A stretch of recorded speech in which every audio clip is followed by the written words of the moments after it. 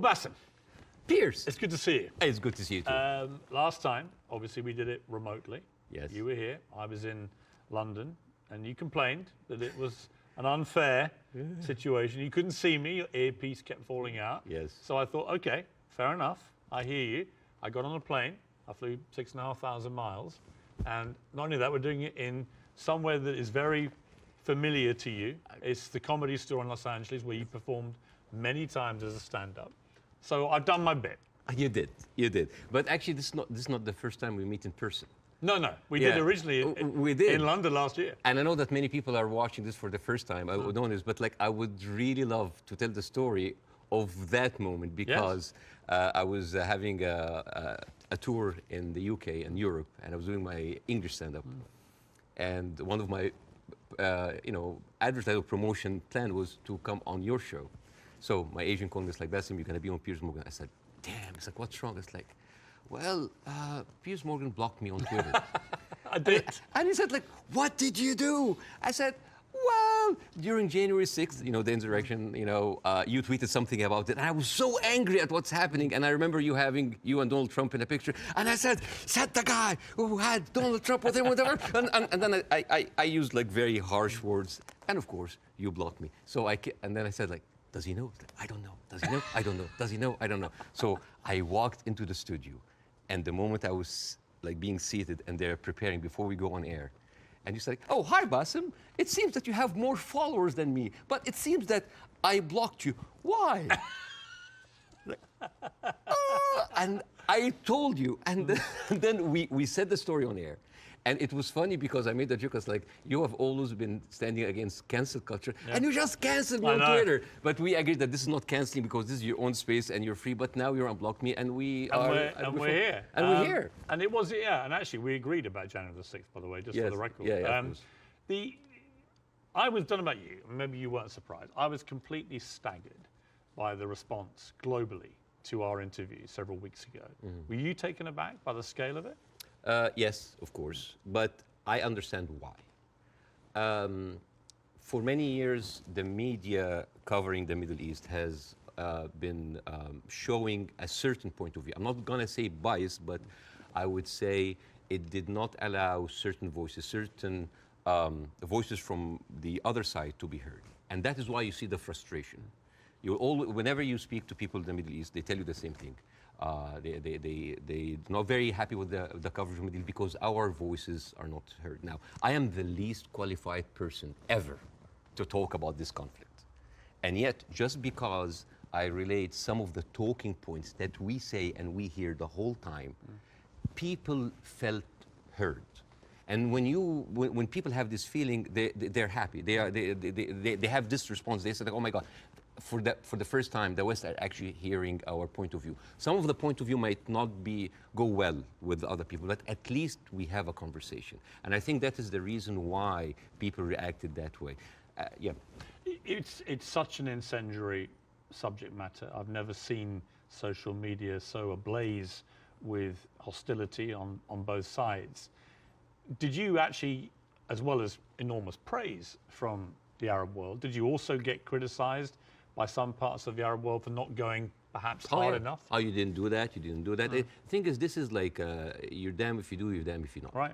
If you don't speak up, why don't you speak up? If you speak up, you didn't speak up enough. If you're done, why are you if you speak up too much, oh, you're taking all the attention on you. And I love that fact because people always who accuse people of being the center of attention, they are actually not very happy that the attention is not on them. This is actually like a rule on social media. But yeah, there was a backlash, but there's also a backlash from the other side, which I mean, here and other comedy clubs, I worked with people from all kinds of different backgrounds, Jewish, Christians, Muslims, Arabs, atheists, all kinds of people. And there are a lot of people who went into my socials like, oh, so you're a terrorist sympathizer now, And I think it is important to have a nuanced, deep, interesting, intelligent conversation. A lot of people waiting for this are kind of like, yeah, Bاسم, bury Pierce, show him. And this is the problem with the news today. The problem is the news today, it's not about the news anymore. It's about the people giving you the news. So it becomes a show, a circus. Two gladiators in the Colosseum, two pigs fighting in the mud. And this is why people don't get anything out of it. It's a circus. You know, one of the things I heard a lot was, who is this guy? And they weren't talking about me. Sometimes I wonder. Now, obviously, you're very, very well known in the Arab world. You're known as the kind of, they called you the Arab Jon Stewart, and you're well known in America, but you weren't that well known, for example, in the UK. And I think what this interview did, it made a lot of people think, wow, all right, this is incredible, but tell me more about Bاسم Youssef. And I did a bit of research into your life, and it is a fascinating journey that you've gone on to get here to Los Angeles. And I think it's worth just taking a little beat here to talk about this, because you began in Cairo as a heart surgeon. I mean, that was your career path. Yes. And you were a heart surgeon. I was a heart surgeon until, I spent 19 years in that career, 7 years in medical school, 12 years as a practicing doctor. And 2011 happened, and the revolution happened, and I had my own show on YouTube. I did like small videos. Well, I'm going to come to this, because I was by coincidence, I had just joined CNN to replace the great Larry King. And I hadn't actually done any live show. I'd done a few weeks since I joined of taped interviews with big names, Donald Trump, Oprah Winfrey, things like that. And I was flying back to Los Angeles when I got a message that Egypt was going up in the start of the Arab Spring. And I actually went to a studio very near here, about a mile down the road on Sunset, the CNN studio, the old Larry King studio. And I went live for the first time, and it was about the Arab Spring, and it was about what was happening in Egypt. And at the same time, you, in Egypt, were actually in Tahrir Square, helping wounded protesters, actually medically treating them. I mean, this was a kind of movement that inspired a lot of Egyptians. At the time, I was in the hospital, and a lot of people just had volunteered, and the nurses were just like giving us like supplies, go, and we were going there, and we were basically tending to the wounded, because it is, and it kind of gives you a different perspective when you see helpless, defenseless people who are not armed, who are being beaten by security forces, military forces, being shot, being hurt. And all we can do is just like provide some medical attention. And it kind of gives you a perspective to see how humanity sometimes can show its most ugly face. And the suppression of free speech, freedom of expression. The ability of people to say what they honestly feel about a situation. And the suppression of people's basic rights to freedom. Absolutely, And that kind of like taught me a lot, and inspired me to do the show.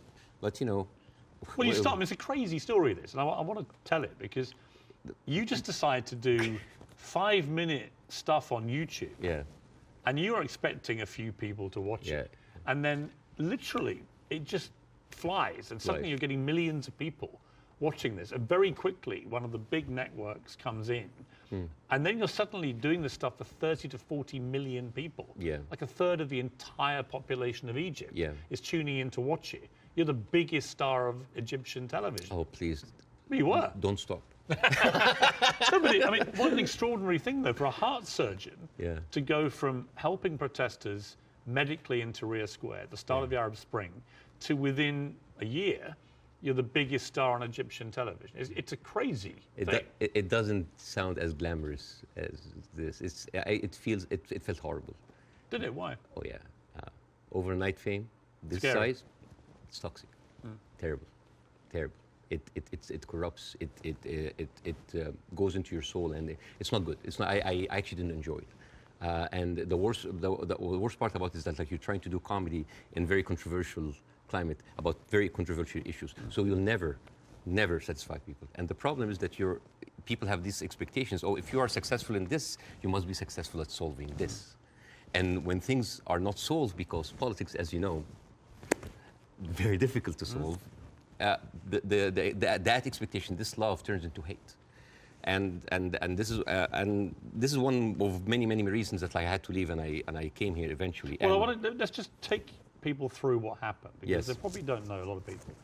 So during the presidency of Mohamed Morsi, who was a democratically elected Islamist, you had relative freedom to start, but then the more you went after government propaganda, the more you stood up for the people against the government, then the trouble started. Morsi wanted to shut you up. You eventually get dragged through the courts. I was arrested. I was arrested for one day. It was a warrant for my arrest, and then I turned myself in, and I was interrogated, and it was the funniest interrogation ever. And in my stand-up shows, I talk about that scene. Because the guards were reading the stuff out and laughing, right? Well, the guards were taking selfies with me, which is funny. Right. The exchange between me and the prosecutor, general prosecutor, was extremely funny. I mean, I don't like to victimize myself. I don't like, oh, look at that. I actually like to find humor. But why were you arrested? What was the criteria? Oh, yeah. I think the list was insulting Islam, insulting the president, spreading false rumors, and disrupting the fabric of society. And it was, I think the people in the room didn't know what to do with me because they ended up discussing my jokes. So it turned into a writer's room. And I was kind of like, how do you think we make this funnier? And it was the funniest exchange ever. And after 6 hours, I was let go. And was it scary though at the same time that suddenly the machinery was getting a grip of you? Because it was to get a lot scarier. But was it in that moment when you first got arrested, you thought, I'm being arrested for breaching my freedom of speech, right? For some reason, I just like went with the flow. I went to the interrogation wearing the big hat. I went to the show. It was just, I just wanted this to be a farce because I just like, you're really coming after the comedian. And I just tried to enjoy myself, but deep inside I was dying. Well, it gets serious enough where you may have died because actually Morsi gets, of course, deposed.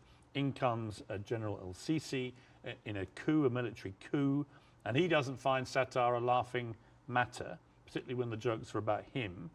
You get blocked. They literally block your show from airing. I aired one episode, and it's interesting. This is a very interesting story because the first episode that was aired after the removal of the Muslim Brotherhood, everybody was waiting to see what I will say. Because by that time, all of the Islamic channels that were, I mean, like me and Islamic channel, like it's like they had 5 channels and they were like me and them going like that. They had like 5 channels that have only 1 hour a week. And then they were removed. And then a lot of the other dissident voices were also being shut down. Now, people are waiting. What will Basim say? And on the day that the show aired, the next day I went out and everybody's like, good, at least somebody is speaking. It was a very controversial episode. Nobody liked it. And yet everybody liked it because people said like, you're supporting the coup. No, you're the Muslim Brotherhood. Everybody accused me of something. All I did in that episode was just being a mirror of what is happening in the street and showing them how ridiculous it is.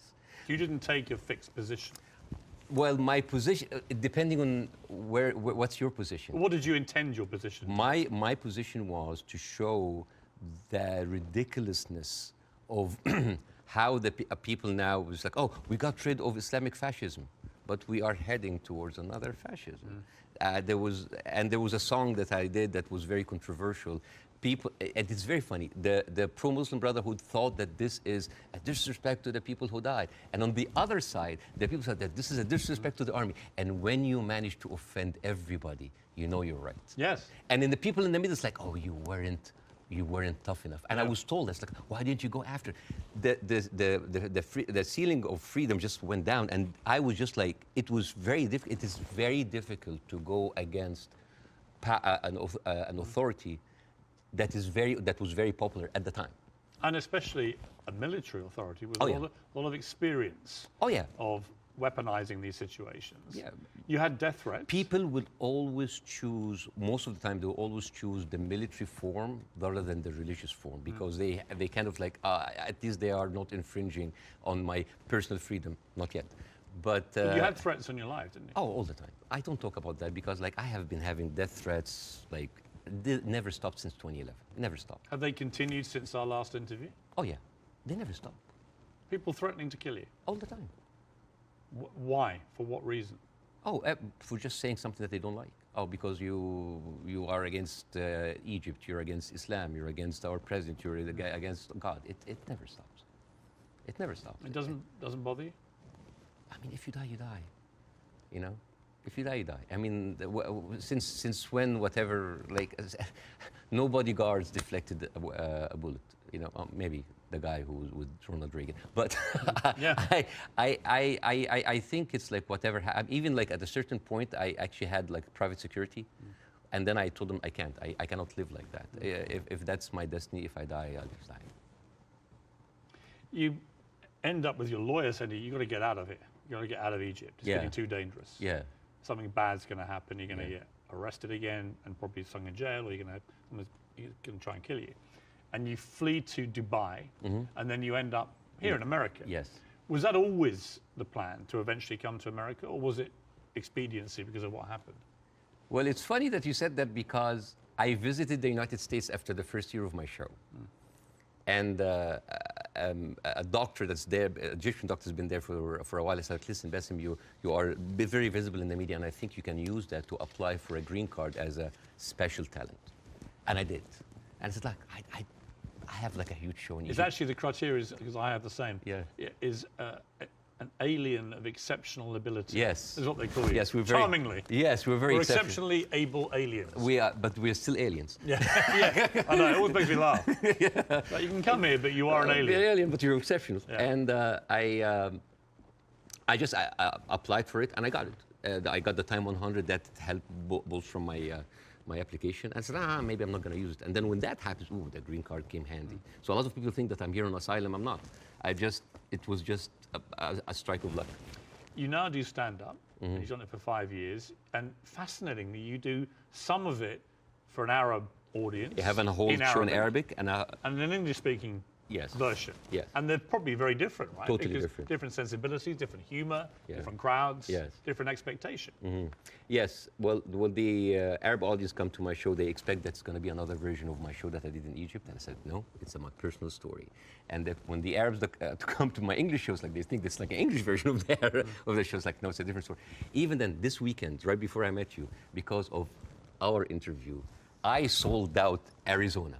Really? Yes, and I stood, and the first thing I said, like, who here came because of the Piers Morgan show? I was like, I was like, boy, you're gonna be disappointed because this is not about that. But isn't that amazing? I mean, Yeah. that shows the power of that interview. Yeah.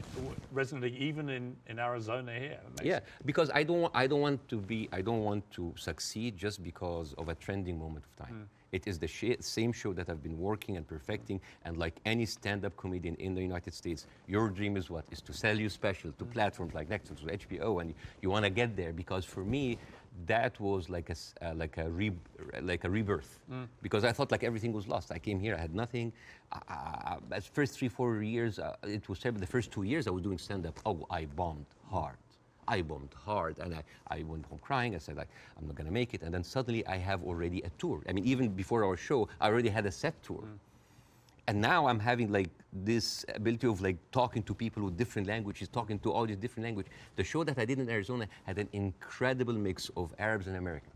Amazing. And they came here and they completely, and there a lot of them came, they were Palestinians. And they came with like the Palestinian flags and the keffiyeh, and they thought, it's like, guys, it's like the way, laughter, being good at your job is in its way a way of resistance. Because when you laugh, when you show people that, hey, we have Arab people here, and they are, by the Arabs and Palestinians population in Arizona, one of the most established population in the United States. Arabs in the United States in general, they are like professionals, doctors, engineers, professors. Even the Uber drivers, they are probably were like an engineer or someone very established there, but he had to have like a step down in order to come here and survive.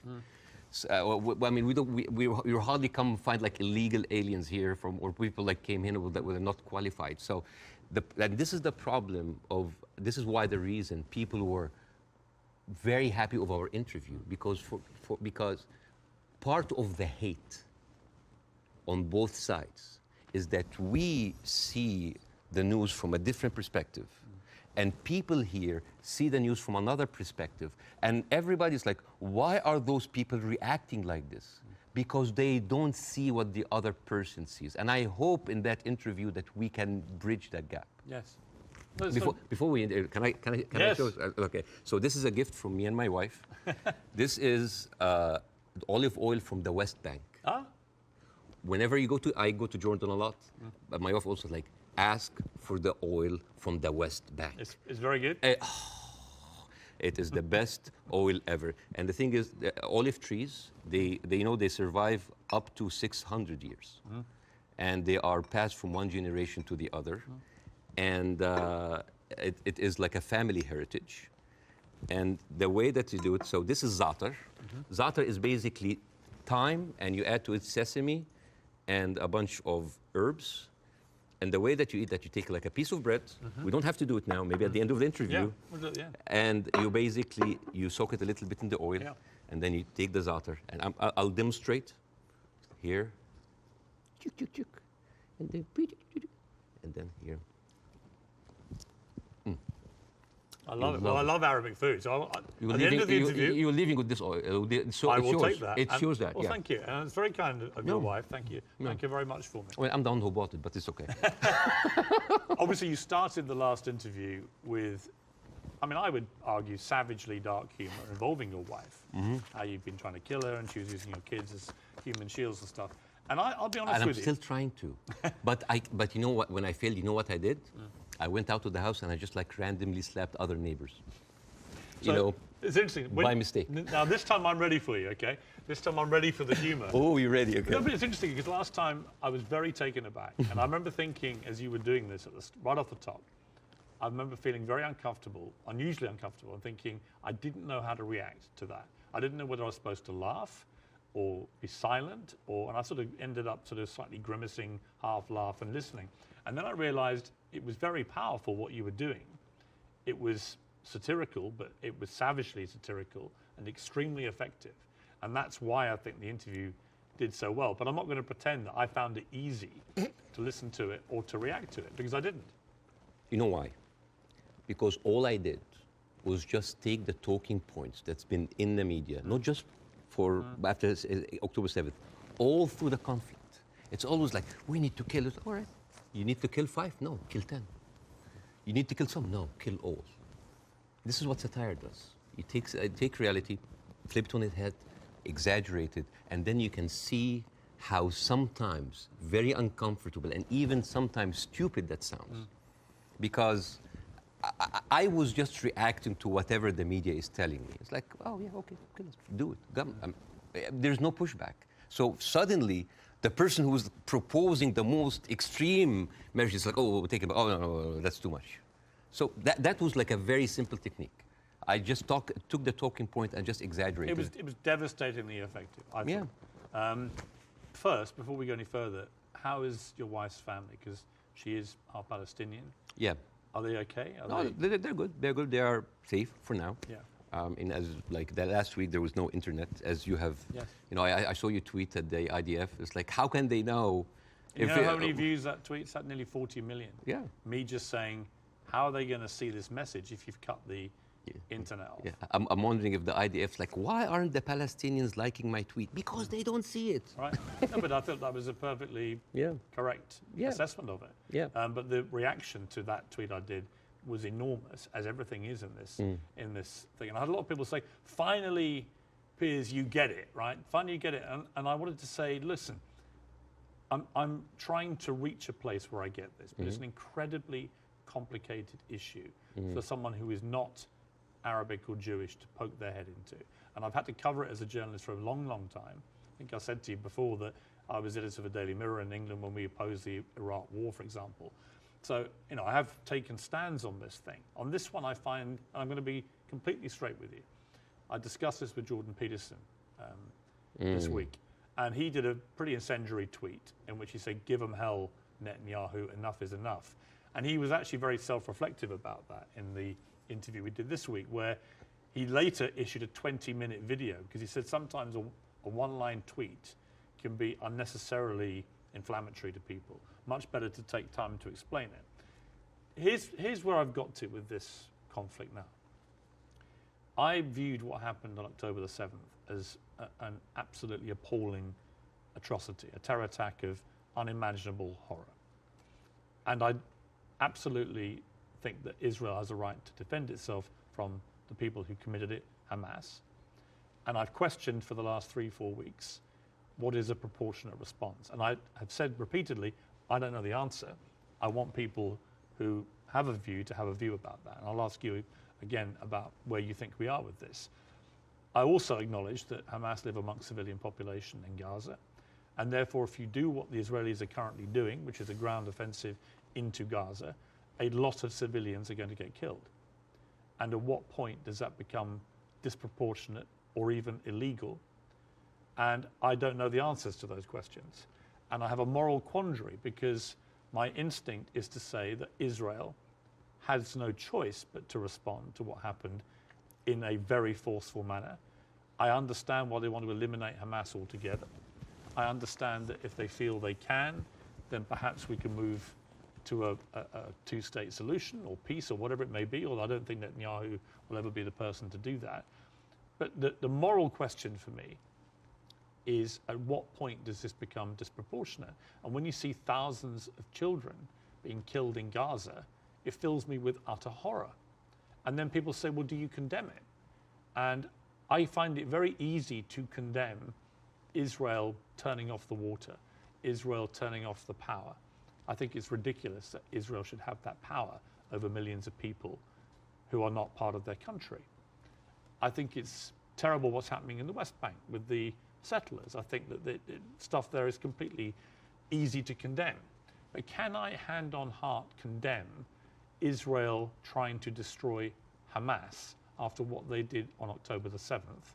That is where I'm struggling to find myself saying I condemn it, because I believe that they are right to try and destroy Hamas. Now, what do you feel about my moral quandary? Well, there's a lot of points, very a lot, and I think this will kind of like lay the ground rules for that interview. There is a whole thing about like, is it right to defend itself, the condemnation. First of all, let's start with condemnation. Yes. You want my opinion? Yes. Condemning Hamas or condemning Israel? Yes. Completely useless. Completely useless. Why? I condemn Hamas, you condemn Israel, interview is over. What happened? Nothing.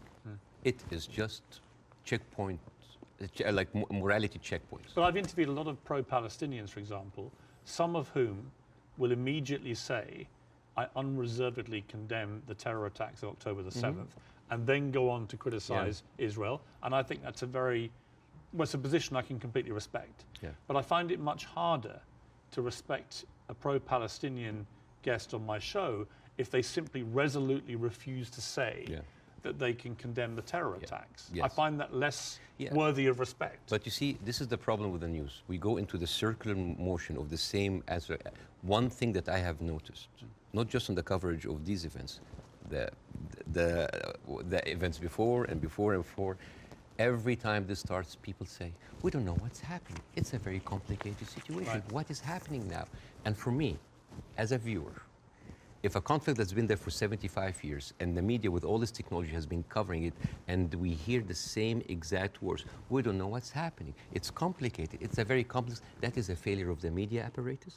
That is the failure to themselves and for the audience, because why every time this happens, it seems like it is happening from point zero. And I think to help understand that, I will get to the October 7th. I will get to the condemnation. I will get to the self-defense. But I think maybe we can we have like all the time in the world, and we can discuss, this interview could be a bookmark, landmark for maybe looking at that conflict in a deeper way that nobody had gone there before. We had the views, we have people waiting. Yes. You know, as I said, I'm the least qualified to discuss that, but it's an opportunity to use it. I'm not massively well qualified myself. Yeah, both of us. Look at us. I'm an Irish Catholic. I mean, look at us. Yeah, two privileged people. One white white wannabe, discussing the most complex conflict of our history. But I want to start in a totally different area. I want to start with anti-Semitism. Yes. I think it's an important issue. Yes. I think there is a rise of anti-Semitism in the world, and I think this is very dangerous. And I, as a Muslim who has been through events where there were terrorist attacks somewhere, and that reflects on us, I can completely feel that. Since what happened, I had text messages from the Jewish friends, are you okay? Are wife's family okay? And I was texting them, are you okay? And I think it is very important to agree on the language, because the word anti-Semite has been used and abused, and most of the time not for the good interest of the Jewish people. Because the first 2 days of the coverage, I watched the news, and there was a lot of protest that was led by Jewish Voice for Peace, and they were led by people who opposed the Israeli attack on the civilians. And I remember quite well, many of the Republican representatives in Congress came out and they were calling these the global intifada, the global jihad. I love it when they say jihad. They sound like a horse. Jihad. It's very funny. Or they say like, these are, and I quote, Iranian-backed jihadists. And I said, wait a minute, but most of those people are Jewish. Those people who took over the capital, the same people who took over Central Station in New York, which is known as the biggest civil disobedience event in America in the last 2 decades, they were all Jewish. And then I find Nikki Haley saying anti-Zionism equals anti-Semitism. And then I remember it's like, oh, Jewish people in America are saddled by the fact that they are not citizens of America or citizens of the world, but they are citizens of Israel, and they have to back Israel in whatever they do. And these are not my words; these are the words of Jon Stewart. He went out and he said it's very, very important to divide these two. And what is very, very interesting. Would you compare that on that specific point to the way that people try and say all Palestinians are responsible and accountable for what Hamas do? Yes, yeah. In other words, I think you can be very critical of Israeli government and their policies and Benjamin Netanyahu and the politicians, but that doesn't mean that you have to take that criticism to innocent Israelis who may have exactly the same criticism themselves. And this is why it is very important to have these kind of discussions, because the saddest thing that I saw is the people that were in so much support of Israel are anti-Semite themselves. MTG, Marjorie Taylor Greene, you know, she said like, oh, I send my aides, and they took pictures of the protesters. Basically, she's surveilling protesters. And Marjorie Taylor Greene is very known for a very famous post in 2018 where she blamed the California fires on a Jewish space laser gun. Do you remember that? Do you remember that? I was just like, oh, they were burned because Jewish investors, Rothschild and Feinstein, anything that ends with Stein, because that's of course sounds Jewish, they put a satellite and shooting laser beams to. It's possible. And not just her. You have Steve Skoulas, thank you so much. He is now the Speaker of the House, and he has been invited before for an organization that was funded by David Duke, the founder of the KKK. You have Kevin McCarthy, who is the former minority speaker, leader of the Republican Party in the House, and he accused Jewish billionaires of rigging the midterm. So how come those people are accusing us of anti-Semites? So here's the thing. So let's go to the equation that Nikki Haley put on Twitter. Anti-Zionism equals anti-Semitism. No, it is true. People who hate Jews, they're also anti-Zionists. It is true. And you could be someone who hates Zionists, who don't like Zionism, and you are Semite. You could even be Jewish.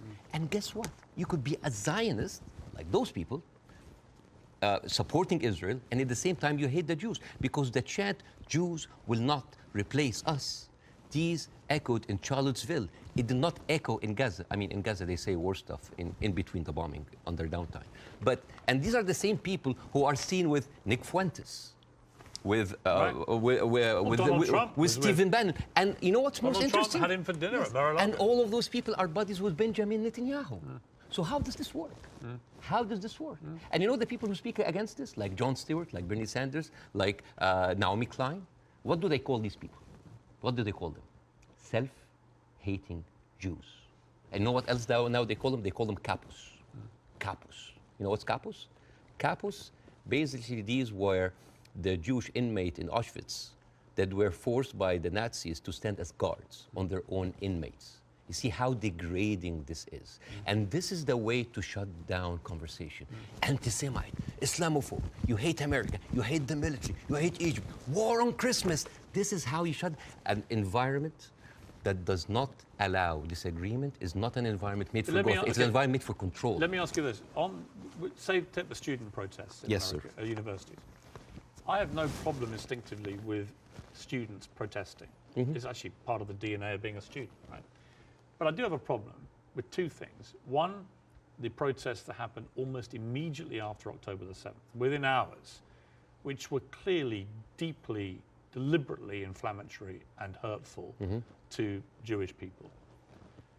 Secondly, I have a real problem with the students who were beaming direct pro-Hamas slogans onto buildings on campuses in America. You know, I'm all for free speech, and I really am. The whole show is predicated on that. But not to the point where you see Jewish students barricaded into libraries because a mob is descending on them.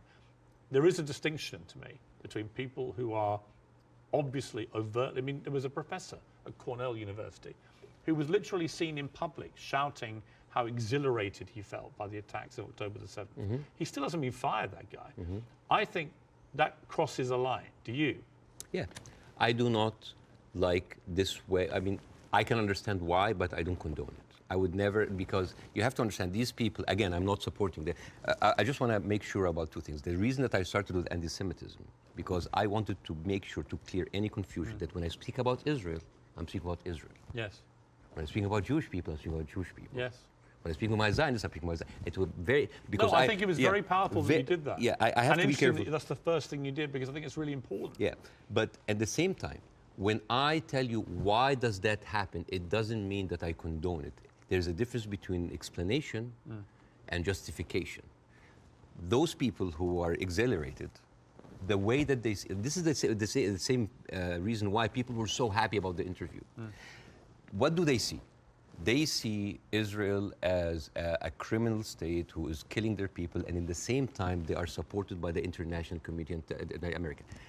They have no guns, they have no superpower backing them. All they have is just feeling of happiness, like, yes, our enemies that we cannot touch them has been hurt. All they can think about, that these are their enemies that have been hurt, right? I'm not condoning this, but again, like when people were celebrating terrorist attacks, you know, against Western targets. Of course, I don't condone that. But why? Because those people has been, from a very young age, what have they seen? They're not being heard by the media. The plight and the suffering of their brothers in Israel, in Palestine, in the Arab world are not being heard. People in Iraq, you know, like when America and Britain invaded Iraq, right? What the Arabs saw? It's like two superpowers are coming in on just regular people. So whenever there was like a bomb or like an attack on American troops, people would celebrate. Yeah, they're our enemies. Emotions are very inflammatory, and it is not right. But those people had nothing else. All they say is just like shout. All they say is like to rejoice. It is not right. Again, I'm explaining why is this happening, because it's like, yeah, if I cannot get you, I'm just gonna scratch your eyes. I'm gonna scratch your eyes because you've been beating me all the time, and you have the whole international community backing you up, and all I can do is scream. Is it right? No. But it is understandable. Again, it's not the right thing. But no, it's not like understandable. It's like, oh, no. But again, it is an explanation. Now, hate. And again, this is another way why this has been magnified in the media so much. What does the Western audience see? They see people rejoicing for the death of innocent civilians in Israel. This is what have the Arabs seen for years on the Arab world. For example, if you look up Sidrot cinema, this is in 2014 when Israel was bombing Gaza as usual, and the Israelis in the Sidrot, the kibbutz or the settlement, they went on a hill and they had popcorn and they had drinks and they were like watching the show and they were cheering with every rocket coming down. This is what we see. Western people didn't see that. Well, somebody found a tweet actually of mine from 2014 in which I said, at what point does what Israel is currently doing to the Palestinian people become terrorism? And because I've always said, you know, I've spoken about this a lot over the years, and I've always tried to be extremely fair-minded, albeit nobody really wants you to be fair-minded. They want you to take a side.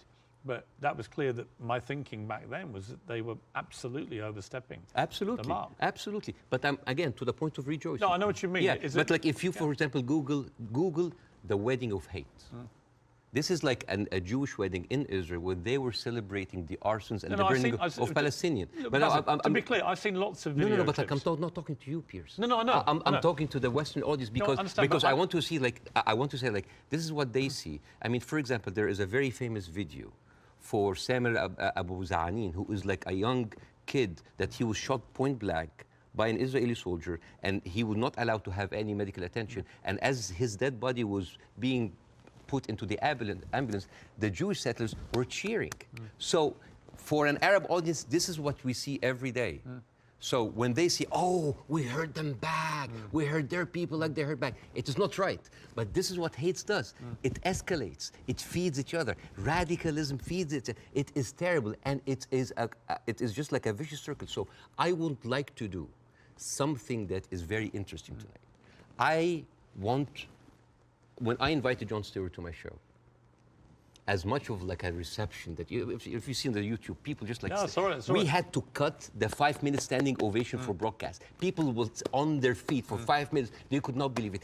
I remember Jon Stewart telling me I could never imagine that a Jewish guy from New Jersey would have that kind of reception in Cairo. And yet, on the internet, people who would, what? You brought a Jew on your show? Why you are with a Jew? Yes, hate is there. Yes. So, and the thing is, like, why we do not see each other, people in the Middle East, people in the West, that we do not put ourselves in each other's shoes. And I want to do something very interesting today. I want to give, I like telling stories.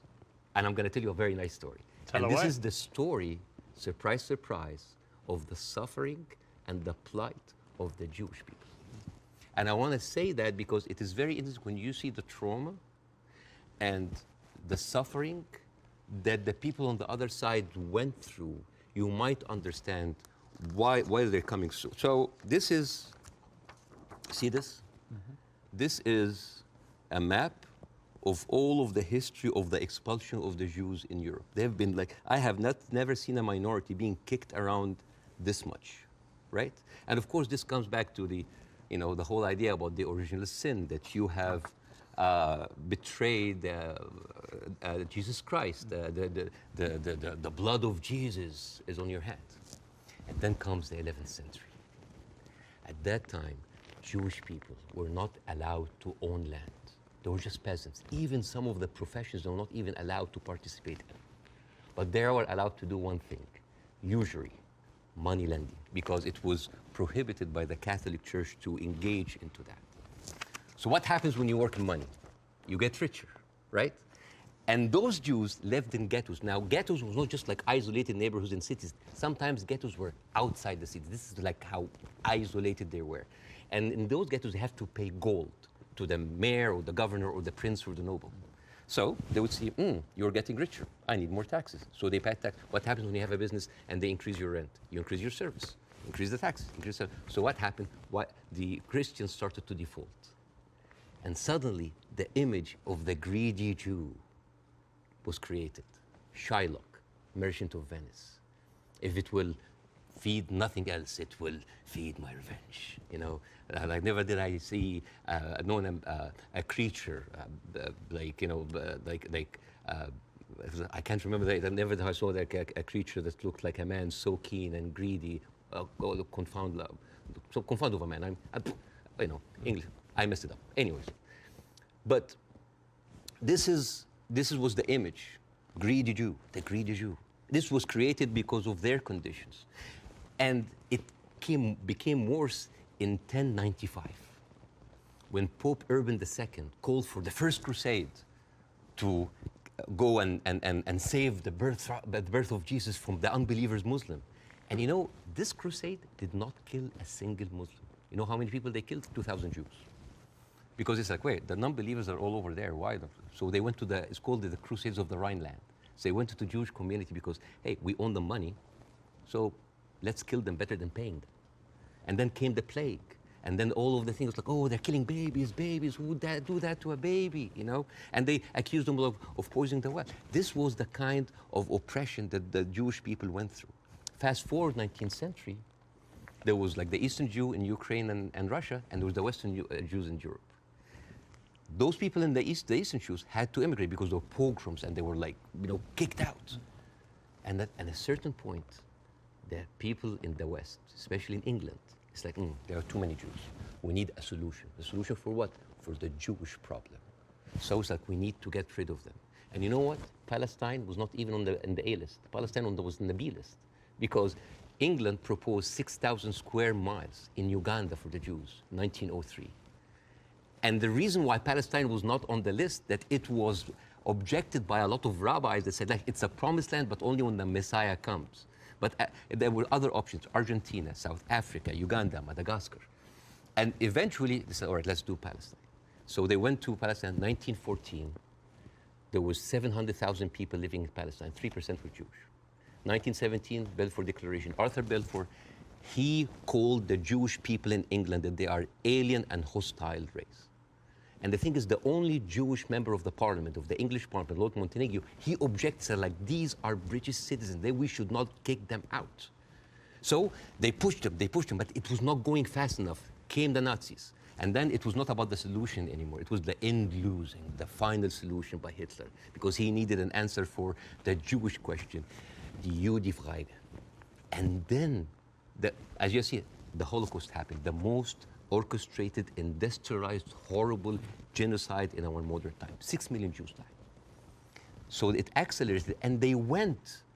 First of all, they left Eastern Europe, and they went to West Europe, and they went to America, and they were turned down, and they were pushed towards Palestine. So by 1948, right before the declaration of the State of Israel, there were 2 million people living there. Only 30% of them was Jews. So the whole idea of like a land without a people to a people without a land was a marketing thing. They were already Palestinians.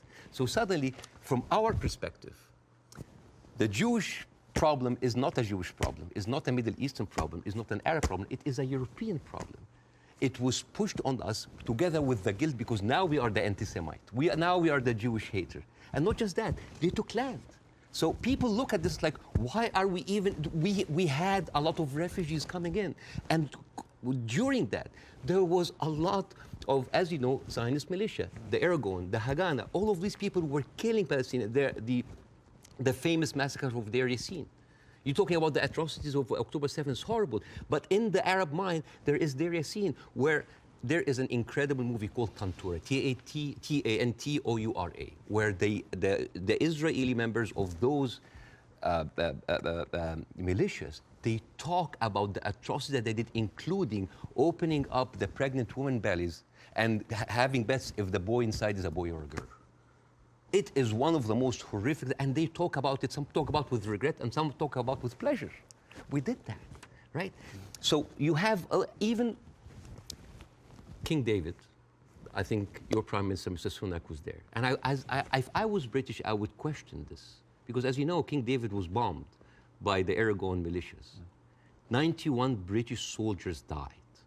I don't know, if I was British, how come my Prime Minister would have the nerve to stay in that hotel? I mean, you know, the ghost of the 91 British soldiers, that must be haunting for them, you see?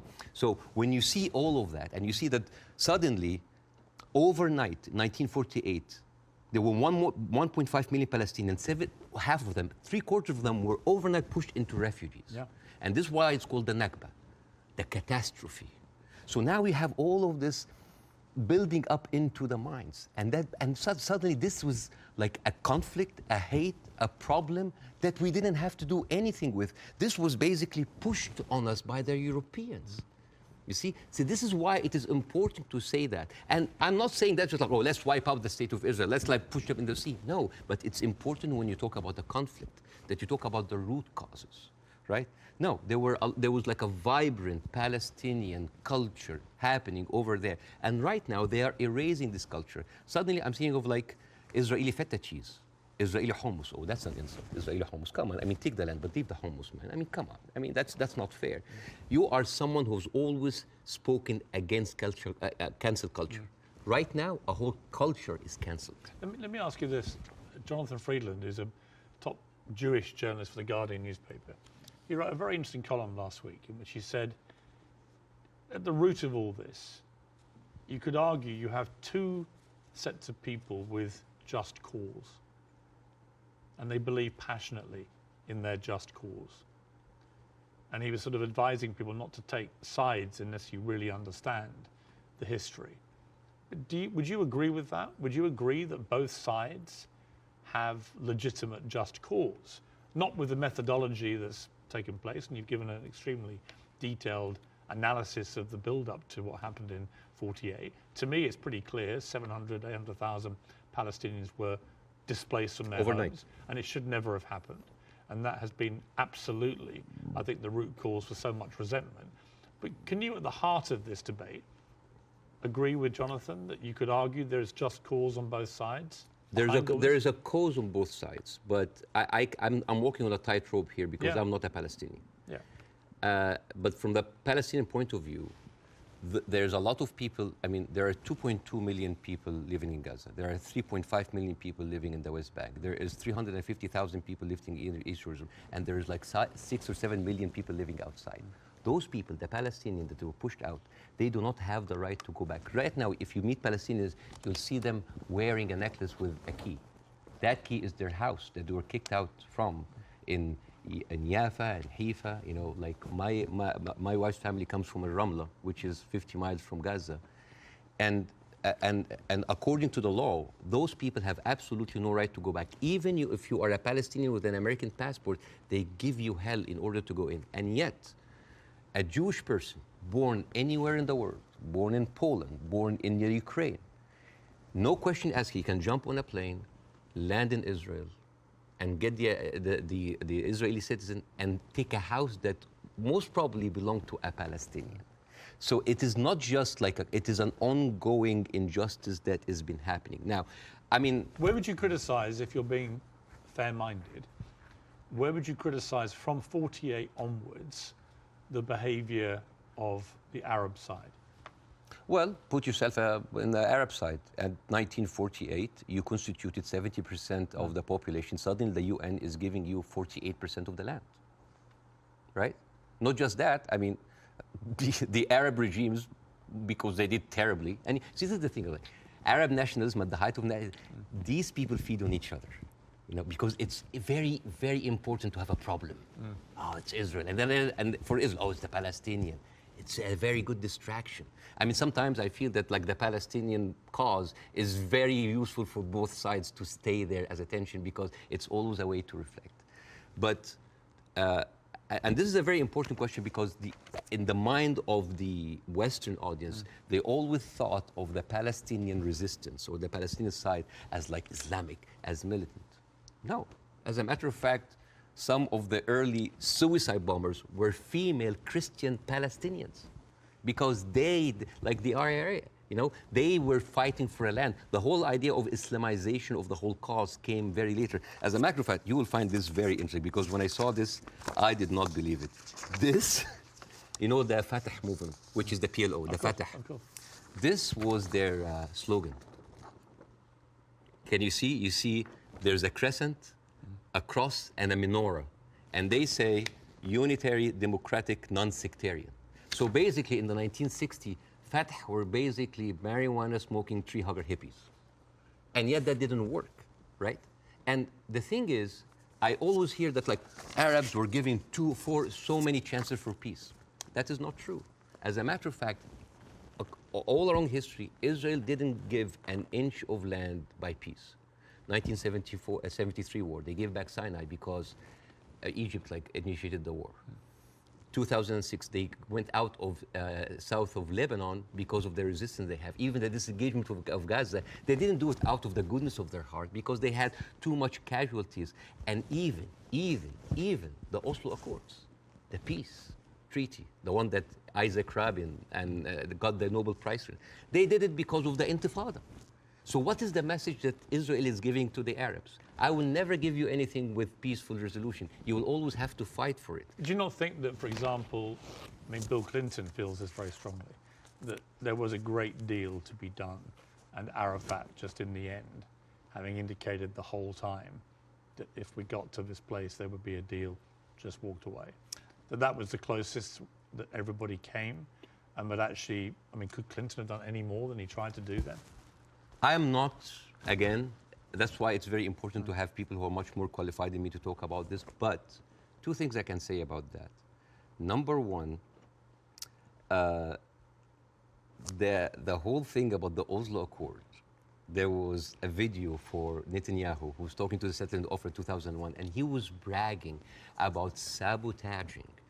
He was talking to us like, I sabotage. It's like there was going to be no peace. Yeah, you've seen that, right? Yeah. And in that video, if you remember, when he was saying like you have to hit them hard, 2001, no Hamas at the time. They were talking about the Palestinian Authority. We have to hit them, we have to kill them, we have to make them feel the pain. And then one of them says like Bibi, but wouldn't America kind of just like, so what? The American public is easily manipulated. 80% are with us. It is absurd. And as a new American, where I can have the privilege of being retrospectively angry, I said like, this guy is mocking the government and the people who have been with him all the time. It's like, oh, they can be easily manipulated. They can do it. And even, by the way, even Isaac Rabin, the one who actually did the peace accord, he was known famously, say, the way to actually beat those children is to break their bones, called the broken bones policy. They will like get those kids and break their bones on the pavement. So this has, the whole idea about like Israel wanted peace and Arabs only wanted to fight is a very, very bad representation. I actually think as it's gone on, the genuine will on both sides for peace has not existed. No. I think it's been a deceit to the world. No, I'm sorry. And to the relative groups of people on both sides. The official... And actually a betrayal of them. The official stand of the Palestinian Authority, and again, I cannot speak, it is very difficult to do this. The official stand of the Palestinian Authority is that we are just happy with 22% of the land. Just give us like that. Yes, there are people that dissent, but the thing is, you cannot just say, okay, let's talk about peace. And then you take away my land. Let's talk about peace. And there's a kind of like passive aggressiveness happening. Oh, let's talk about it, but I'm going to build settlements. I'm going to suffocate your cities and your villages. See, I think that has been incredibly inflammatory. Yes. Worsening the situation. I think putting back the chance of peace. I mean, Netanyahu, I interviewed Netanyahu earlier this year in the middle of the big social protests in his own country. And I couldn't understand what he thought he was doing, except that it seemed to me political expediency, that he had to get power. Again, he had put a bunch of right-wing headbangers into his cabinet who have incredibly bad records, speak in an incredibly incendiary way about Palestinians, for example. And that he did this for power. And then he launched, because they were pushing him to do it, a ridiculous assault on the integrity of the Supreme Court, the independence of the Supreme Court. And many Israelis rose up. So Netanyahu has become, to me, a big problem. Right? And the people, all the polling shows that. Israeli people are very unhappy with Netanyahu. I don't think he's ever going to actually want to forge peace. And in fact, I think he was instrumental with Hamas in wanting to keep them in power, because he felt that that would create the split with the Palestinians, with two political groups, and that would be good for Israel. And it was leaked in a Likud conference in 2019 that he was bragging about giving Hamas money because this is a way that we can keep Palestinians divided, and yet so we will never have one. So this is a guy who was. But look, we can agree about Netanyahu, I think. No, right? but not just Netanyahu. There's a book. I would say most of his cabinet. There's a book called The Fear of Peace. It's by Moshe Zimmerman. And he's an Israeli historian, and he said, like, the average Israeli citizen does not have a vision of peace. Because for 70 years, this is a country that has been, the war has been going on for, they have been expanding because of war, the military is taking over. So the whole idea of peace is not even there. It's not just Netanyahu. Like you have, I remember you have interviewed Naftali Bennett. Yes. And I think you tweeted that like that was like a very kind of reasonable take. Yeah. I don't think I said reasonable. No. Yeah. But like Naftali, he went after Queen Rania, and he called up shame on Queen Rania. No, I didn't say reasonable. I just said this. I did a fire emoji. Yeah. Yeah. I just said what he was saying. Yeah. I mean, I was going to ask you about Queen Rania, and let's ask about since you've raised it, because Queen Rania accused the West of a glaring double standard. She said, this is the first time in modern history there's such human suffering, and the world is not even calling for a ceasefire. So the silence is deafening, and to many in our region, it makes the Western world complicit. Now, other people said, well, okay, if you feel that strongly, why aren't you taking in any Palestinians? Why is Egypt not taking Palestinians? Why does the Arab world want to constantly attack Israel without actually offering any place to go for the Palestinians. And what do you say to that? That is exactly what Israel wants. And that is exactly what might actually starts Third War III. This is the war solution. These are Palestinians. These are their lands. And then suddenly take them. Why? So they've been basically kicked around from their homes. And now another country should take them? You see what will happen? Imagine this. Now, and because Israeli official has been talking openly about this. It's like, why don't they just go in Sinai? Why they go? You know what would happen? Those people are going to be pushed in Sinai. And with any population, 2 million people, they are living in refugee camp. What do you think will happen?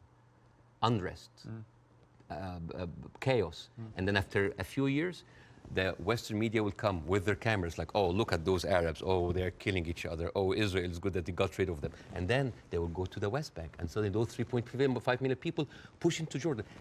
The whole idea, why does Jordan take them? Why does Egypt take them? The same question. Europe has 44 countries. Why don't they take Israel? America has 50 states. Why don't they give them Florida? I mean, we seem to complain about Florida the whole time. Why don't they just like give Israel? The whole idea was like, oh, you're Arabs, you're all the same. No, no, no. Because what will happen then? So Israel will move into Jordan? That's like, oh, Saudi, why don't you take the Jordanian? So this is not a solution. This is not a solution. Bاسم, I hear you. I'm not taking a position either way. Let me ask you directly. But I want to say something about what Queen Radia said. Okay. The whole idea about like the West. Yeah. I think that in 3 weeks, Israel morally corrupted the West like no other. I think the West will have a lot of time to recover because for years, the West has been telling us, oh, look, we're liberal. We're all about human rights. All are equal. Adopt our values. And then suddenly, well, you don't want to even to cease. We don't want to even tell Israel to stop.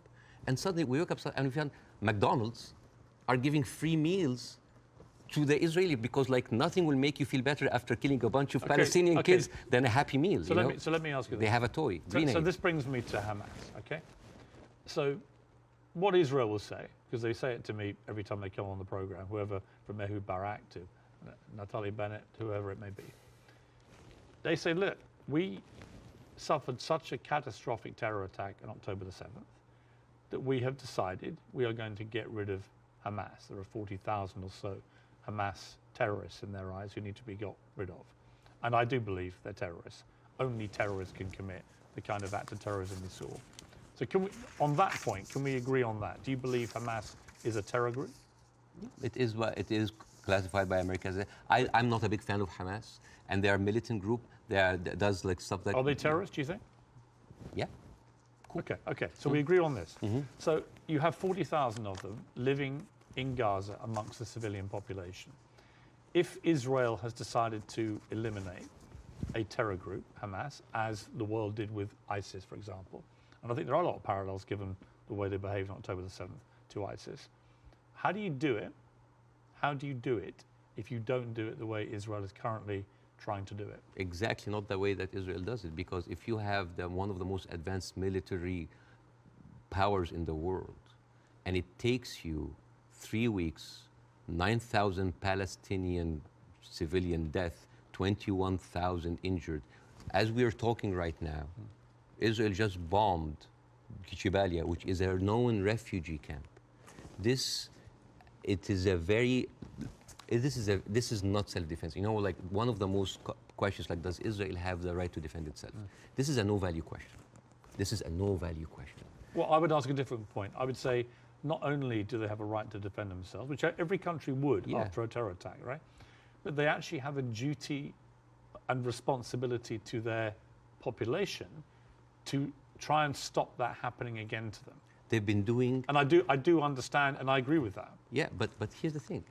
If it takes you all of that time, all of these civilians, to take out a few hundred guerrilla fighters... We don't know how many of the people... A few thousand. We don't know. It doesn't matter. Yeah, but Bاسم, you don't know and I don't know. We don't know, but right? like... We don't even know if the casualty numbers are correct because they're all coming from Hamas.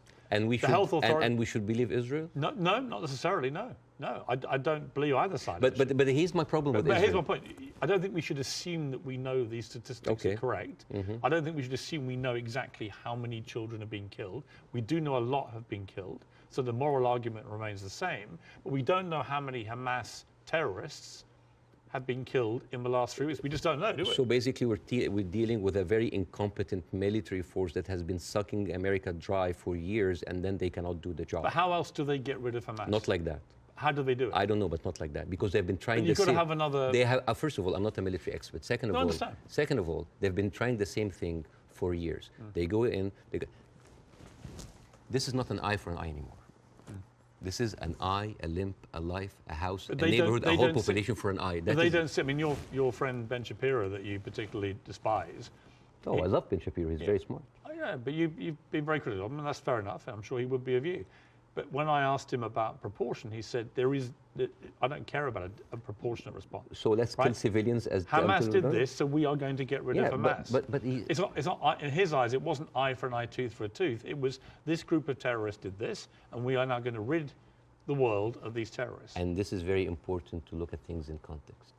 When you see how Israelis talk inside their community, there was a very famous post by Uriel Eritzol. He is the speechwriter of Netanyahu. He said, "What is so horrific about understanding that the whole Palestinian people are our enemies? All of them are enemy combatants. We should kill them, kill their mother, destroy their homes, the homes that they raised those snakes, so no snakes will be raised in this house anymore." And this was reposted by Ali Chaket, which is the minister of, wait for it, justice. It's not about Hamas anymore. It is not about Hamas. They can tell you it's about Hamas, but it's not about. It is basically. They have said it many times, Piers. This is a way to kind of push them into Sinai. This is not about eradicating Hamas. This ship has sailed. I am sorry, but anybody who still believes that this is about Hamas is stupid, because they. See, I don't agree with that. Really? No, because I think. But why there? I tell you what, I don't agree. There are like 100 people. I think killed in Gaza and any country that suffered the kind of terror attack that Israel suffered, with the kind of death toll that occurred that day, 1,500 plus people, grandmothers, kids, young women being raped, kidnapped, beheaded, it's been reported, and so on. Well, you can raise an eyebrow. I mean, they found a young woman's skull, right? But what about the babies that were beheaded?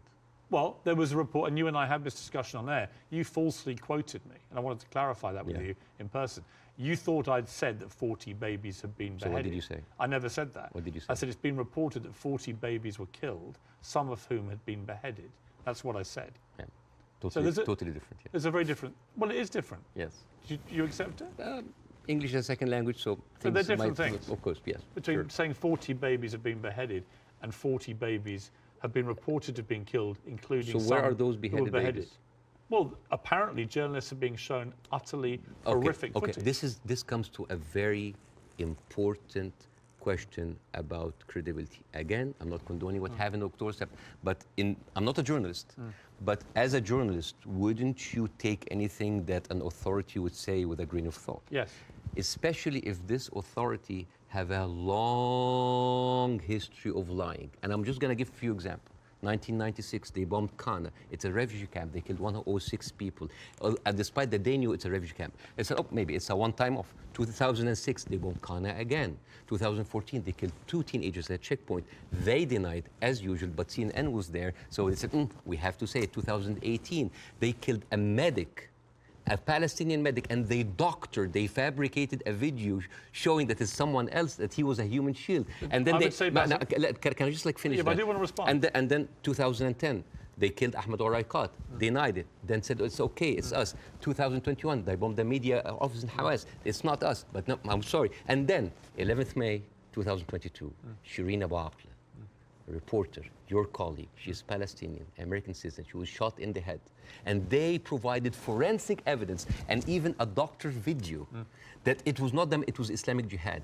How can I expect to believe this regime, especially if the president of Israel comes down with this ridiculous thing? Have you seen that? No. He said, okay. This was reported by Sky News, and it was the funniest thing I've seen in so many. This was a Colin Powell moment, but like the cheap edition. Mr. Herzog said, Isaac Herzog, it's like, we have found evidence on one of the terrorists, a manual to create chemical bombs. And then he showed this, and he showed, and this is, so I just want to say, Why would a foot soldier go into enemy with like a manual to chemical bombing? It's like, is that BYOB, bring your own beer, bomb? It's crazy. And what he like have like local ingredients to make, and then this is like, this is a manual of Al-Qaeda, of course, convenient state in Qaeda. And let me read it to you in Arabic because this is funny. So, النشرة الدولية المعنية بالتطوير الذاتي والمعرفي للمجاهدين, which basically say, this is basically like a catalog for self-improvement for mujahideen. I didn't know that they have life coaches. So this, and you know what Sky News said? It's like, we cannot confirm or any of this, but we will show it anyway. So let me respond. So this is like this is a lying government. So let me respond. I do think the Israeli government has lied. All the time. Right? I do think they've lied. I'm not going to dispute that. I do think they've been caught lying. I do think they've said things that turned out not to be true. I also think that 2 weeks ago, a hospital was bombed. Yes. And it was Who do you think immediately... did it? Well, I'm going to tell you what I think. Hamas immediately tell the world it was an Israeli airstrike and that 500 people were killed and that the hospital had been destroyed. And then as the next couple of days go by, the hospital is relatively undamaged. The car park was obliterated. Many fewer people than 500 were killed. How many people died? We don't know, because actually we're reliant on the Palestinian Health Authority, which is Hamas in Gaza, for the figures. So we don't know the number, but a lot fewer people died, it would appear, than the Like 500. 100? We don't know. 50? Either way, it's appalling, but it may not have been anywhere near as appalling as was first said by Hamas. But here's the point. Most independent studies of what happened have concluded that it was almost certainly a militant stroke terror group inside Gaza, and they fired a rocket which landed in the hospital car park. In other words, it wasn't an Israeli airstrike. So I have an issue with that, because for 3 days before the attack, the priest and the patriarch of the hospital, because it's called the Baptist hospital, said that they have received multiple warning from Israel that they're going to hit the hospital. And then at the time of the hit of the hospital, one of the top aides of Netanyahu, he tweeted about like, we hit the hospital, and then he deleted it, and then basically like Israel gaslighted the world. But It was not us. It was not us. But that's why I said most independent. No, that's not true. New York Times actually like just published something to prove that it was shot from Israel. And the thing is, No, okay, they didn't though. Okay, numbers. They didn't. Numbers. Bassem, that's not true. Okay. The New York Times has not reported that it was Israel. No, they said They haven't. okay. That's not true. Over 10 years, Hamas launched 35,000 rockets into Israel. And many failed. They killed 69 people. And 25% military, only part of them were civilians. So over 10 years of 35,000 rockets, they killed 69 people. But in one strike, you want to tell me that these glorified firecrackers caused that kind of damage? Yes, it looks like they did, yeah. Okay. Yeah. And actually, it wasn't the damage that was reported by Hamas, who wanted people to believe it was an Israeli airstrike. So my point would be, I'm happy to concede that Israel government has lied about stuff over the years. But I'm absolutely certain as well that Hamas lie all the time. Why are we holding a militant... I believe, from all I've read, I believe they lied about the hospital. Why are we holding the militant terrorist group to the same standards as the best Because and only because they happen democracy to be in the Middle East? they happen to be the ruling party in Gaza. So they're not just a terror group; they are a political group as well, political party. Okay. Well, they are. So the question again comes to this, and so far you've ducked it. So I want to ask you one more time. We can both agree that the scenes in Gaza right now are horrific, because I do feel that.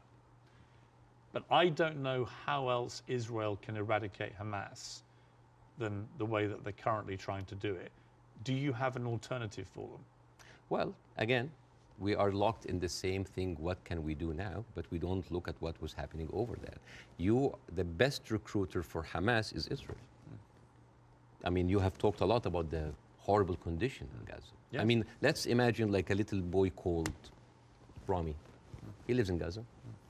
You know, he have a horrible life, but like, you know, it's like, it's not that bad. I know he has a cousin in the West Bank. He's living a good life. He wake up in the morning and he found out that he was kidnapped by 3 settlers. He was burned alive by kerosene and he was forced to drink the kerosene. His name was Muhammad Abu Khudaira. That settlers did that to him in 2016. Said, all right, you know what, I'm just gonna leave. I'm gonna find a way to go to Europe. His aunt is a published author and she won a prize in the Frankfurt Book Fair. His name is Adnaya Shtalabi. And now she was canceled because of what's happening, just because of her a Palestinian. His other aunt in America, his name Bahia Amawi, she is a speech therapist. And this is close to my heart because of my son. And she was fired because she did not want to sign the government contract that said that you cannot join BDS, which I don't understand. Why do people choosing to protest peacefully by not buying goods from a certain country? Why would the United States make that its own issue? So, and this guy, this Rami is being approached by like, oh, join Hamas, join us, let's go kill Israel. No, I don't want to kill. I'm going to live in Gaza. It's a life, but 97% of water is not good for human consumption. Half of the population are anemic. Even the is not being treated, and it goes into the shores of Israel. It's like, oh, those Palestinians. It's horrible. Yeah. So, and then he wakes up in the morning. He doesn't think about killing Jews the first thing in the morning. He thinks about being there at 5 o'clock at the first 50 people in the line for bread, because if he doesn't, he will miss the food for his family. And he goes back, and he finds a message saying that we are going to bomb your house. He comes back, he loses his whole family. Now, tell me, what is a proportionate response for that? I don't know. I don't know. You cannot create terrorism and then you. I don't know. You have. They have created this. I don't know is the answer. But Bassam, let me ask you this: Hamas will have known when they perpetrated what they did on October the 7th, what the scale of response was likely to be. How does that help the Palestinian people? I don't know. That they are supposed to serve. I don't know. The wheels are already set in motion. But it doesn't, does it? I do not. You know, this is the thing. I feel sometimes that Hamas is with us in the room, that we are bringing Hamas. Who has the power in this equation? Who has the fourth largest and strongest military power? The whole idea about Israel, it's like, oh my God, the Arabs are going to destroy us. Look at the map. Hamas, well, hang on. Hang on. Hamas's stated goal is the eradication of Israel and the Jewish people. Yes. They make no pretense about it. They've made no attempt, unlike the Nazis who try to cover up their crimes. Absolutely. They've made no attempt to try and deny what they brazenly boasted about it. Yes. They are proud of what they did. Right? And they will have known, again, the scale of what they did on October the 7th would have prompted this kind of response, which would have led to thousands of innocent Palestinians getting killed. And my question for you... I wish the 7th of October never happened. Right, but every time something happened. You say, well, Hamas is everywhere. Well, yeah, actually all roads, roads on this particular part of the crisis, and I accept it's been going on for 75 years, this conflict, but all roads in this crisis lead to Hamas and what they did. And not necessarily. Because all roads goes to the condition that created Hamas. If the Jewish people were expelled from Europe and went to Argentina or South Africa and Uganda and went in and took the land, you would have Hamas in all of these places. You and I can agree that the conditions Palestinian people have had to endure in Gaza for a very long time are completely unacceptable. I think it's completely unacceptable that Israel has wielded such control over the people of Gaza, working out who can come in and who can go out, turning on and off water and power on a whim, turning off the internet on and off at a whim, all that kind of stuff I can completely agree with. But given that I think we agree Hamas are a terror group. Okay, let's say... Let me finish my question. Given that we agree that Hamas is a terror organization who have a publicly stated position of annihilating not just Israel, but Jewish people, and as we saw on October the 7th, they mean it. If you are Israel, what do you do to get rid of those people who have shown the world that's exactly what they will actually do if they get the chance? You know what I would do? I would give the Palestinians what they deserve. Terrorism is a virus. Yes? It's a virus. I agree. If a patient with a flu came to you and you're a doctor, how can you treat that patient? How do you treat it as a doctor? How do you do? Well, you're the doctor. You give them nutrition, fluids, and rest. So the immunity of the body gets rid of the virus on its own. If I received that patient with a flu and I took a sledgehammer, it's like, why are you not getting better? Do you think that patient will get better? No. You are weakening him. You are making him worse. Israel did not just like weaken the body of Palestinians, making them unable to get rid of hate and radicalism. They have openly bolstered about helping and giving money to the same terrorist organization. So I agree. I think Netanyahu is complicit in keeping Hamas in power because it suited him politically. Yes. And I think you can't get away from that. Yes. There's no question of that. But there's also no question that the Israeli government, led currently by him, has to stop Hamas from perpetrating another terror attack. And again, it comes down to this question. What do they do to get rid of Hamas if it's not what they're doing? I don't know. But like, as an Israeli citizen listening to this, how come that my prime minister bragging about giving money to the terrorist group that he is using right now to eradicate a whole group of people, and yet using them as an excuse? Isn't that weird? This is like this is like Tony Blair being like found like giving money to Al Qaeda or ISIS and then going to fight them. How does this work? How does this work? I agree. How does this work? But I agree with you. So yeah, it's a terrorist attack, and Israel is funding them. I mean, this is in the words of Benjamin. This is the thing about Benjamin Netanyahu. He brags about that stuff. So this is a circular question. Yeah, but yes, I agree with you. Hamas is to blame. Who created Hamas? Who's helping them? And who is allowing for an environment for that kind of hate and destruction of Jewish people to aspire? And the thing is, there's something very important to the Western audience here. They think that Israel is a small, tiny country between a hostile Arab countries.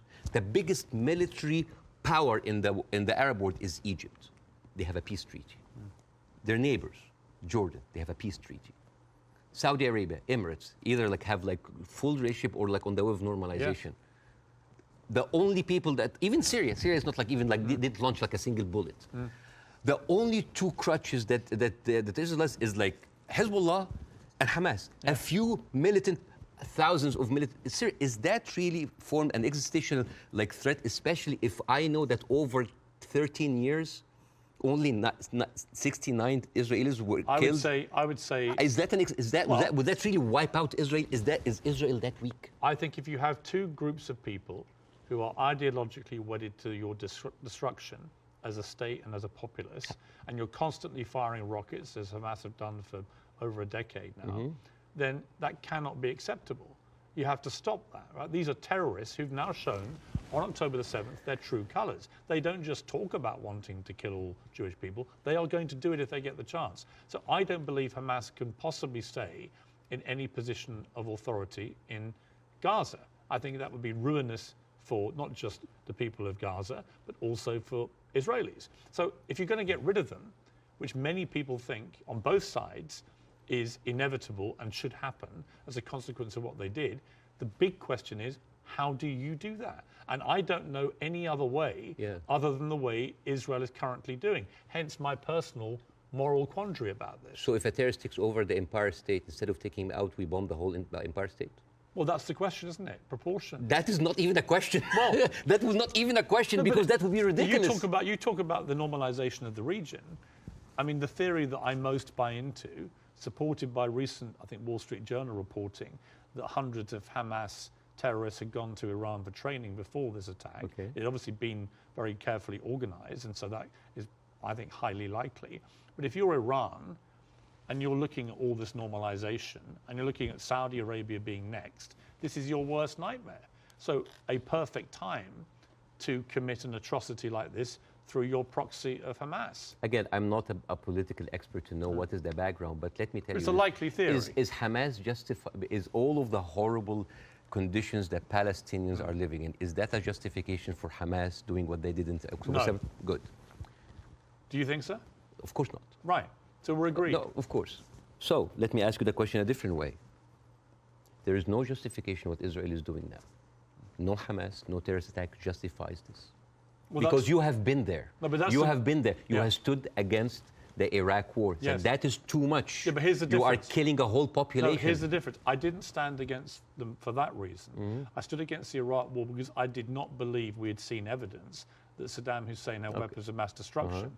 So we were fighting a war against a country and a despotic leader which had nothing to do with 9/11, as they were trying to claim. It was actually a lie perpetrated on the world, and the consequences were disastrous. 1 million people died. I mean, over 150 British troops died. My brother served in Iraq and could have been one of them.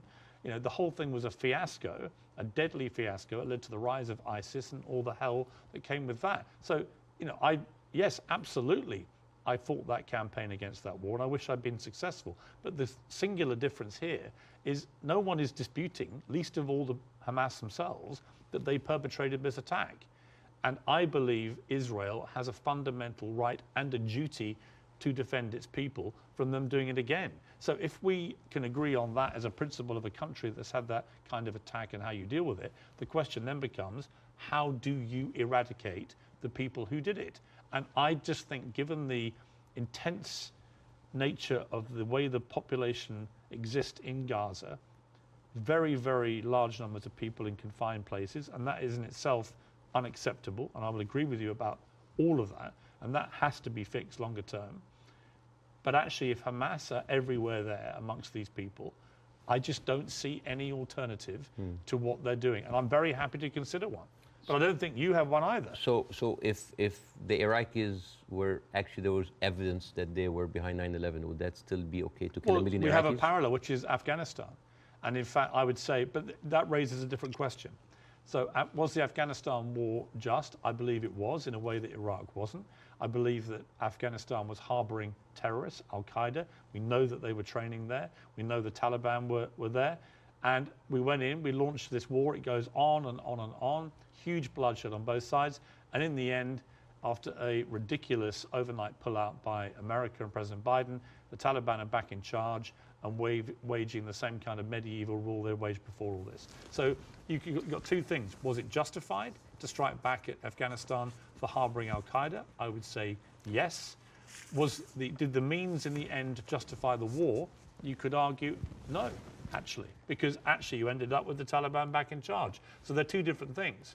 And it may well be here, by the way, as I've said, that if Israel pursues this ground invasion, it backfires horribly. It leads to a much wider conflict involving many other people, possibly including Iran directly. And it could be a horrendous escalation and a massive war raging through the whole region. And that is my fear about it. But I come back to the central point of justification, and I'm really struggling to see what else Israel is supposed to do to get rid of Hamas. And if you've got an alternative, let's hear it. I do. Pierce, this is never about Hamas. Believe me, it is never about Hamas. If somebody tells you who they are, listen. Israel has been telling the world all the time, they need to clear the Gaza Strip into Egypt. You think that's always been the plan? Always there. I mean, they have said it. They have said it many times. Why does Egypt take them? And do you think when Egypt takes them, do you think they'll go back? No, never. And then when they're done with Gaza, they will go back to the West Bank. They will kind of like build the settlements around them, and then until they push them into Jordan, because that is the plan. They have talked, not just Benjamin Netanyahu, everybody said like, there's no state, two states. It is one state, and it's for the Jewish I don't people. think he believes in a two-state solution. Nobody believes in a two-state solution. It is one state. But nor do Hamas, obviously, and they're the ruling authority in Gaza. They don't. You see what you're comparing? It's a militant group. It's a small militant group. But they are Israel as a nation. They are the elected political leadership. They were elected in 2006, and 50% of the people in Gaza right now are under the age of 16. They were not even born. I understand. Yeah, like so. And the all right. So Bاسم, let's agree about that. But that's the circle state. It's I understand. It's a circular firing squad. Hamas. I know. But okay, let's move forward. Oh, yeah. Let's assume somehow we get to a place, possibly at the instigation of countries like Saudi Arabia and others getting directly involved, where you get to a place where Hamas are removed, and I don't quite see how that happens without enormous further bloodshed, but let's assume they get removed. Let's assume that Netanyahu is removed from office, which I think is highly likely just from the fury of his own people about what they see as the defensive and security failings, plus his attack on the Supreme Court already causing huge polarization. Let's assume we get new leadership in both places. Could there still be peace? Could there still be a two-state solution? No. It can never happen. No, because Israel have already shown it's not about Netanyahu. It is the policy of Israel not to give the Palestinians their seat. It has always been there. But what if you find leadership that understands? You will not. But why are you so... You will not. Why do you not think so? Because Israel has been... But they would say the same about the other side. And I remember... Who has the power? Let me give you a parallel. Obama in his book... Let me give you a parallel. Okay. Let me give you a parallel. Northern Ireland, okay? Northern Ireland appeared to be completely intractable, with the IRA and the loyalist paramilitaries trying to kill each other. In the IRA's case, trying to kill British people as well, because they did not want this to go the way that people wanted it to go. And ultimately, we got to peace because we found leaders who actually had the courage, the moral courage, to get in the room with the people that were trying to kill them and to do a deal. I don't think you can do that with Hamas. I think they're on a different scale altogether to the IRA. But we did have a seemingly intractable place riddled with violence on both sides, and eventually we got peace. Do you not see there's any chance of doing that here? No, not with Israel. Obama, after he left office, he wrote in his book, the problem with the Palestinian-Israeli conflict is that one side is extremely powerful and one side is extremely weak. There is absolutely nothing to oblige that strong side to give anything. All over the years, Israel showed you many times that they are not interested in peace. Leave Gaza. Forget Hamas for a second. The West Bank. What have they been doing in the West Bank? The illegal settlements did not stop a single day. No, they no. are and it's completely wrong. Yeah, but the thing But is, it's wrong. I agree with you. But you see what they're doing in the West Bank right now? They are creating little Gazas. They are creating little Gazas. Yeah. And until they are like squeeze them. It's completely wrong. There is a hilarious documentary called The Wanted 18. It is like an Israeli-Palestinian co-production. And it tells about the incredible story about the residents of Beit Sahur. It's a Palestinian town next to the Nazareth. And they said they don't want to depend on the milk coming from the kibbutz. So they bought 18 cows. 18 cows. And they didn't know how to milk the cows or have a cow farm. So they were like engineers and doctors. So they sent people to kind of like to learn how to do the farm. So they bought the cows and they started to produce milk and they started to sell the milk to the villages. The Israeli authorities were not very comfortable. So one day the military government came in and was like, those cows, and I quote, constitutes an existential threat to the national security of the state of Israel. You need to get rid of them. And the movie goes about like the hilarious attempts of hiding those cows between the butchers and the houses. And in one scene, a cow is actually running and the Israeli soldiers are like running behind it and they corner it and they're about to kill it. And you know what did the cow say? You didn't fall for this, cows don't speak. Yeah! But you know, it actually said something. You know what did it say? It said Hamas. But anyways. But you see, this is the ideology of the Israeli ruling party. They are not interested. They're not even allowing you to get your own cows. I mean, I want to discuss something that is very important because we have been talking about Israel being a democratic state, a secular state for all of its citizens, including its Arab residents, right? Wrong, Yes. wrong. 2018, there was a resolution that was offered in the Knesset that say that Israel should be a state for all of its citizens. That seems basic, right? That resolution was not even allowed to be discussed. It's like, wait, why? And the rebuttal was, Israel being the state of all of its citizens would threaten the character of the Jewish state. There is, I have a friend of mine, his name is Andrew. He's Palestinian Christian. They do exist. And his family comes from a town called Tarshiha. As many Palestinian towns, these would like, you know, had another Israeli town called Kafar Vradim. It is a left-leaning town. They voted against Netanyahu by 70%. And they announced an auction to sell houses. And then they noticed that most of the applicants were Palestinians. They canceled the auction. Why? Because in each Jewish town, there is something called admission committee that can decide who can live in this town. Sounds like Jim Crow for me. And then they canceled. And you know what they say in the reason? They say, Kafar Vradim welcomes all citizens of Israel despite their race, gender, or color. However, the majority of the town would like to preserve the character of the town as being Jewish, Zionist, and secular. How does this go together, secular and Jewish aside? You know, and this brings me to this picture. This is a very famous picture. You know, remember this picture? I'm sure you've seen it. Yeah. This, for the people who don't know, this from San Augustine, Florida, 18th of June, 1964. This was a white-only motel. And these are black activists who wanted to defy the law and jump into the hotel. This guy, he's the owner of the hotel. His name is James Brooke, and he was pouring acid to scare them out of the hotel. His neighbor said that James Brooke was a victim because he was just following the law. And you know what James Brooke said? He said, it's not like I don't like black people. I just don't like them in my swimming pools. Now, if an official said that, wouldn't you say that this town has kind of a systemic racism? Yes. This quote was not said by James Brooke. It was said by Deton, the head of the Galilee municipality, when he said, I don't like Arabs. I don't just like them in my swimming pools. The town of Nazareth Elite, 2010, the Arab Christians in the town, they requested to set up the Christmas tree next to Nazareth. This is the birthplace of Jesus.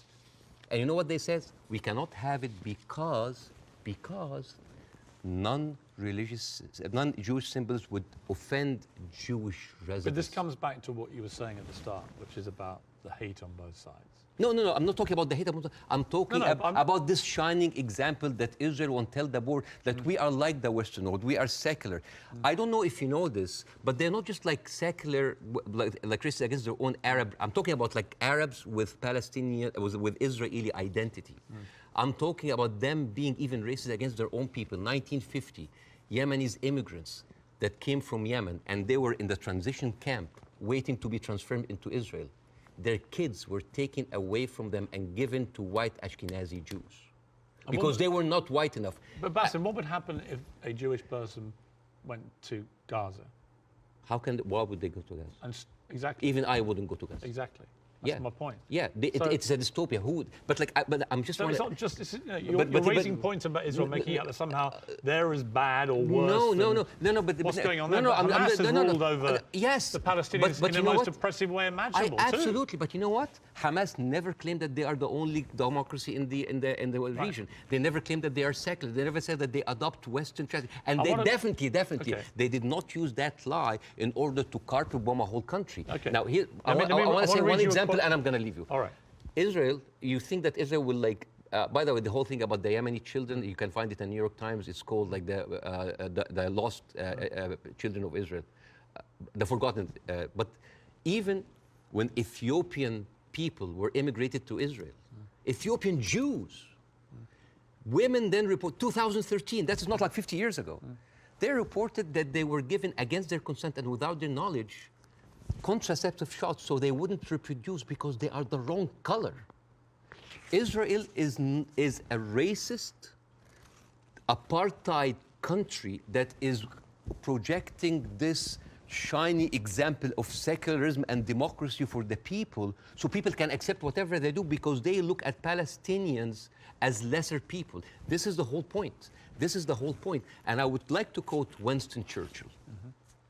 He had a quote that say, I don't believe that we have made a great wrong to the Red Indians of America or the black people of Australia because they were replaced by a higher race, a stronger race, a more world-wisely race. This is why Queen Rania is criticizing the West. This is why we here said, like, where are your values? Because this is the crux of the problem. It's not Hamas. It's not Palestine. It is people looking at us as lesser human beings. Basim? I don't dispute the characterization that a lot of the Israel administration look upon Palestinians as lesser people. Otherwise, they wouldn't. They even look at the Ethiopian Jews and Yemeni Jews like less. I wouldn't dispute that.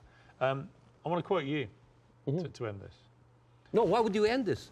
Don't end this. We'll be talking for 2 hours. Why not? At some point, we're having an amazing time. We can do another interview. Well, this one goes big. I think this is a neat way to end it. He said, I actually believe there is a middle ground between everybody and they can meet.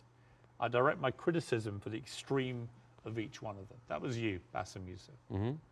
I agree with that. But I don't share your view there can never be peace in this region. I think there can't be with the current leadership structures in both countries or both places. But I definitely think you've got to be optimistic about peace. You just need to find people who can forge it. I hope so. But the reason, listen, I refused to come on your show when your producer first called me for the first interview because I was scared. I was afraid. For me, that was a career suicide. Because and I'm talking. This is even important because you are someone who's always talked about like against cancel culture, about like speaking your mind out, speaking your mind out. I left Egypt and I came to America, the land of the free, the home of the brave. But I didn't know that there was a fine print said that you cannot speak about Israel. I have issue with that.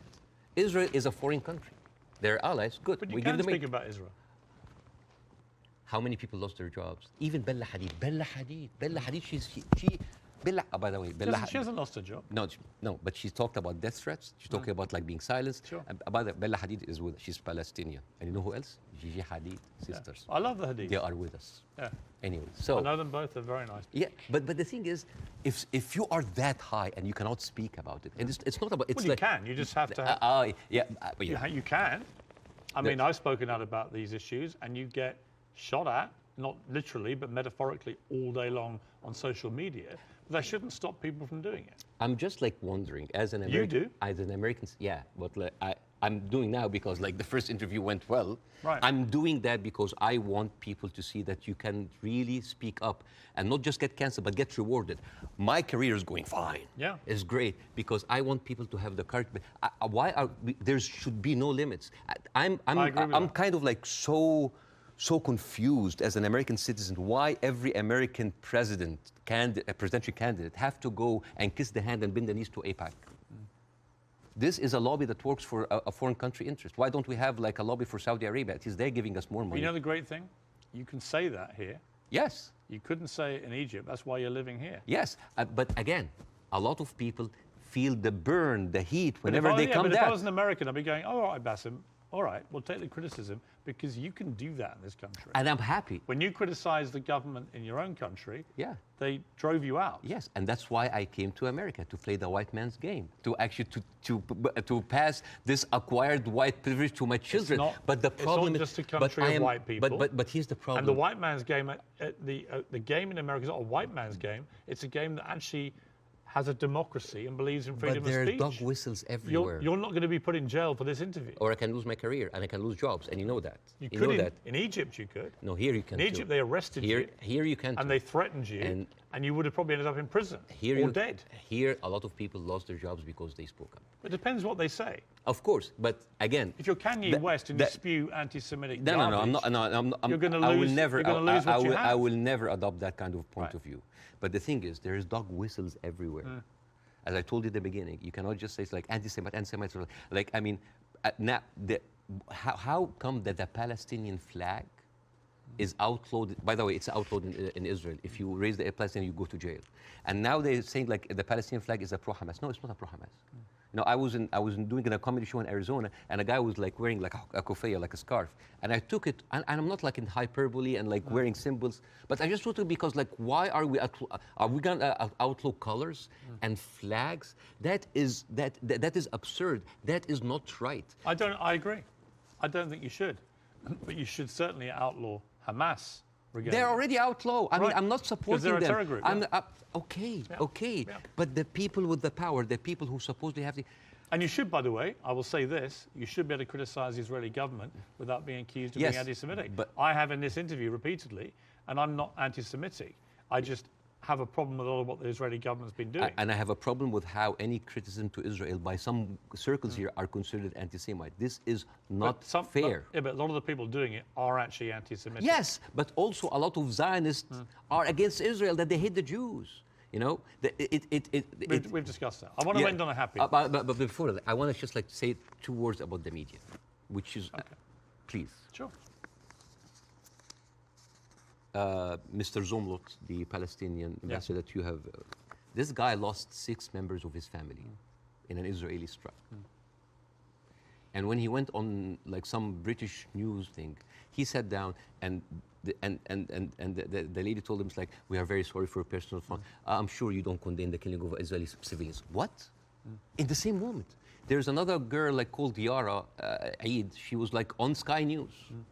And the girl was like crying, like, I lost 30 members of my family, 17 of them are children, I lost my best friend. And then, what did you think would happen? Forget about empathy. I think a lot of people... What about manners? Well, I think you have to start, I've said this repeatedly, you have to start from a place of humanity. You have Yes. to look at what happened on October the 7th and feel utterly outraged and disgusted for the loss of human life. Yeah. And you also have to feel that for what's happening in Gaza to innocent people. But and if you can't feel both for both sets of people, both sets of innocent people being killed, if you can't feel a sense of despair and horror over their deaths, you don't have any humanity. Believe me, Pierce, it's not really about that. There's a deep sentiment in the Middle East, in Arabs, that the West do not look at us as equals. Well, you know what? So what I did, I went to the machines. Yeah. And I asked ChatGPT simple questions.